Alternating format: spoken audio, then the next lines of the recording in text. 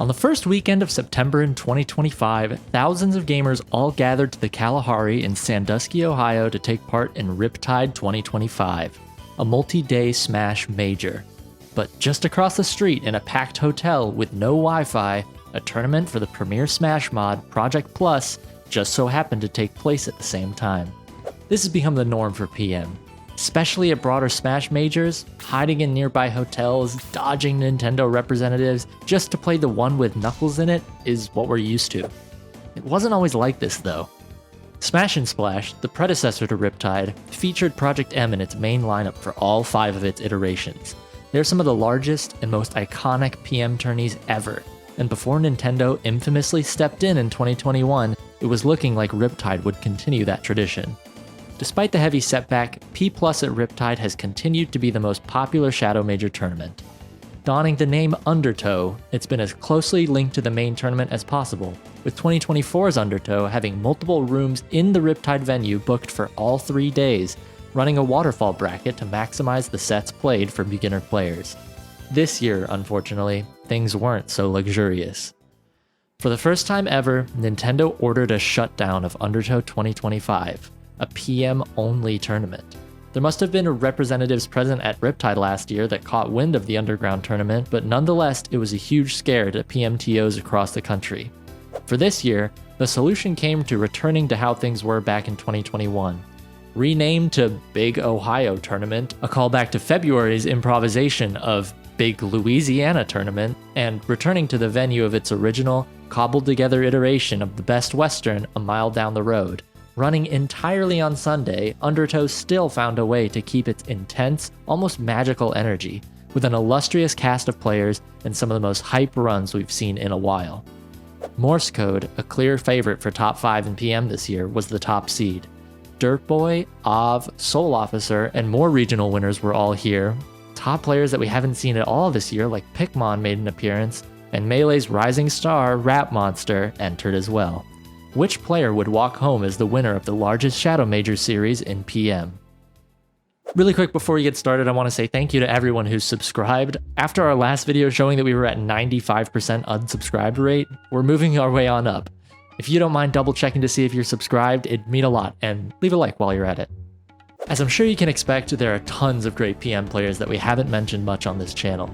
The top 50 is filled with players that could catapult up to the top at a moment's notice, especially with how close in skill level a majority of the players are. We might have just witnessed that here at Undertow, with Moist. Jason Moist Rice has been a hidden boss PM for longer than you might expect, hailing from Tennessee, an often forgotten PM hotbed in the American South. For years, he terrorized house tournaments and locals alike with his mains of Ike, Captain Falcon, and DK, before 2024 saw him switching to an almost exclusive usage of Yoshi. Moist dropped his tri-main to pick up Yoshi after noticing a lot of untapped potential in the character, and thought it could be the right path to push Yoshi and himself to the next level.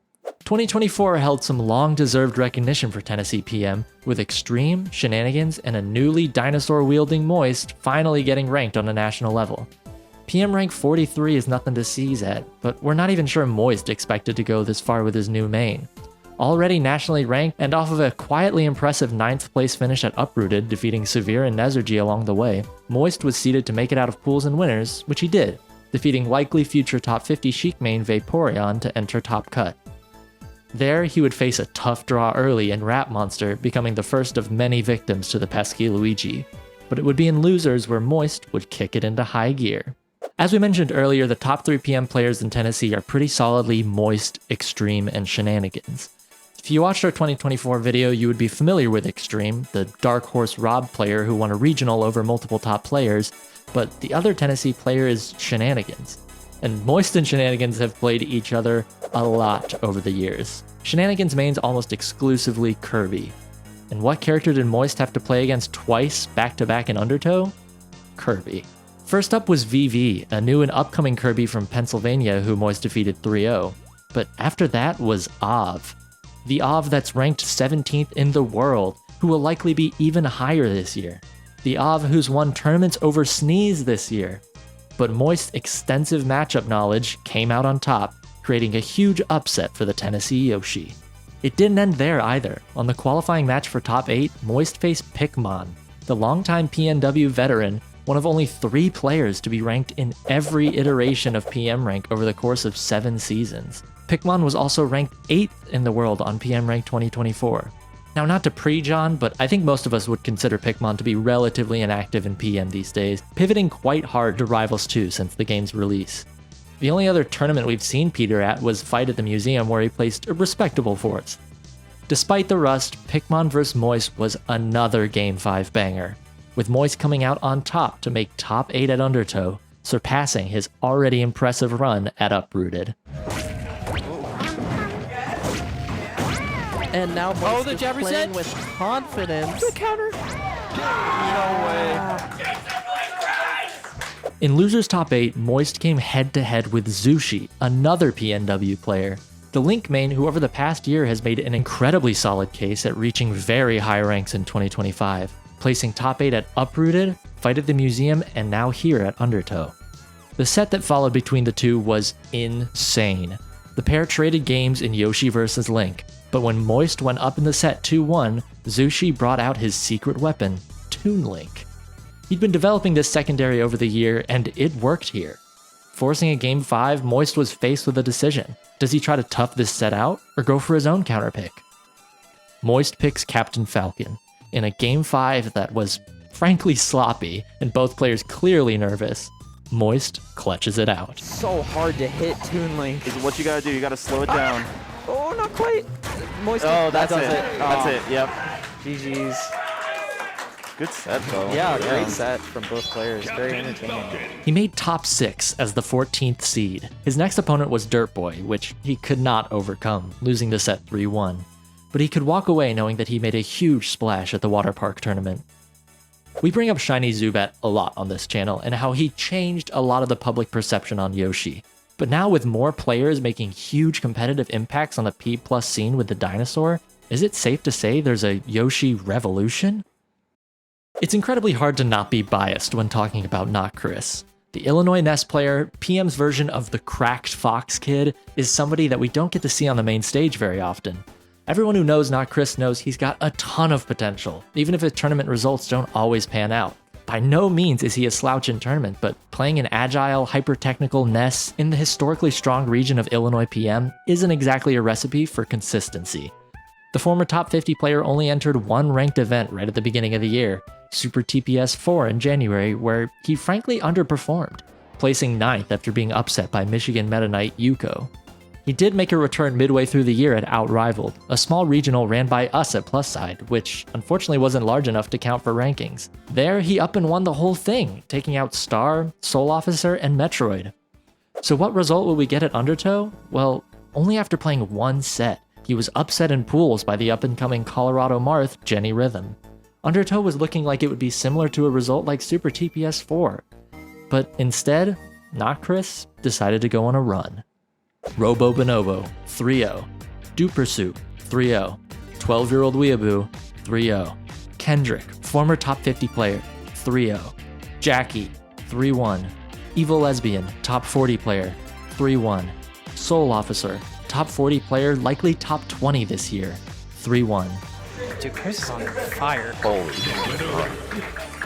Dirtboy, number 3 in PM rank 2024, 3-1. The one time it worked. That was fucking crazy. Winning 8. Count them. 1, 2, 3, 4, 5, 6, 7, 8 straight sets and losers. He made it all the way to losers finals before finally bowing out to Morse code. Not Chris surpassed all expectations, taking his 10th seed and soaring above and beyond, knocking out multiple top players seated above him like the aforementioned Soul Officer and Dirtboy. Ness in the modern meta has done incredibly well for himself. Despite minimal changes and patches for years, he's had many successful high-level reps, with Ryzul essentially being locked in as a top 5 player and Not Chris now having this incredible performance. Fans of the flashy PK kid are eating well. With Not Chris placing 3rd, that meant 2 other players made it to Grand Finals. One was Morse Code coming in through the losers bracket, and the other was RapMonster. We've talked about Morse before on the channel, so I wanted to take a second to talk about this guy. RapMonster has taken the world of Melee by storm this year. To most, doing things they had never seen with Luigi before. But for the PM community, we knew. He was a serial killer who bragged about killing people.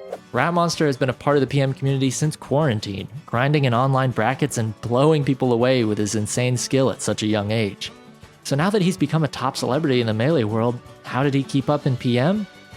Very well, it seems. RapMonster entered as the 3rd seed for the tournament. In all honesty, it was probably a bit high based on his prior performances. He got 3rd at Get On My Level's Shadow Major, losing to Morse Code and Blitz, the best active player in Canada. That was his only result for the year, so there was certainly an expectation that his recent level up would be showcased at this tournament. Thankfully, RapMonster didn't disappoint. He made it cleanly through winners up to top 8, beating Moist and Jackie, and his first top 8 match was against Dirtboy. RapMonster actually defeated Dirtboy at Gommel, so he had prior experience there. It was a Game 5 nail-biter, but Rap prevailed. Shit. Next up would be the big challenge, Morse Code. 2 top-ranked Melee players facing off not on the main stage, but in the Shadow Major and the game that helped jumpstart both of their careers.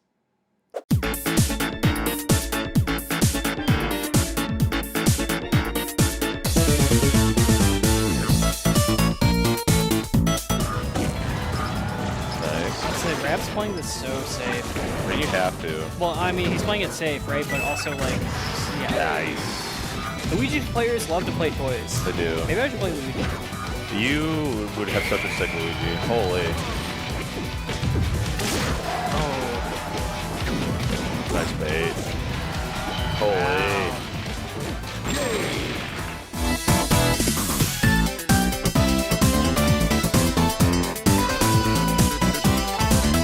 Know how to do that? Yeah. Like, you know how to do I that? know. Yeah, okay, word. Okay. Simple Yeah, geometry. this is for Joey, when I it's for learned. geometry. This is for when I It's learned. for geometry.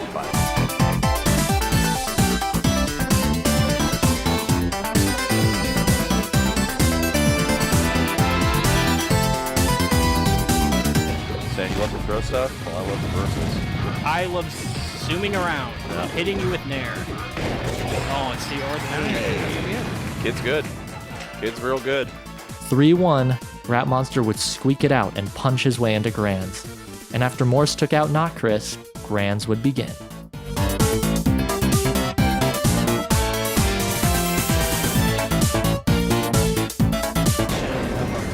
Oh my god. That's brave. That's toys, though. Yeah. That's fake. Oh, that's not fake. Clean as fuck.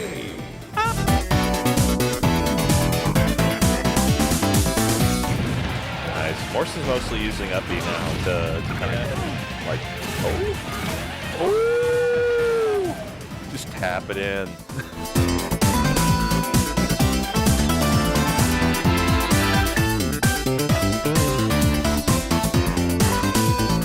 Yeah. Oh, we're out. Good jump out. Oh, caught the jump. Yo! Holy fuck.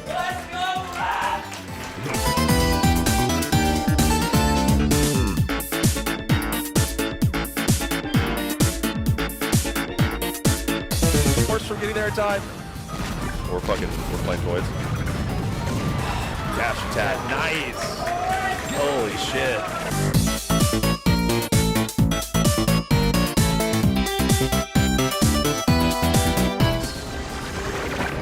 Nice. Another one, perhaps?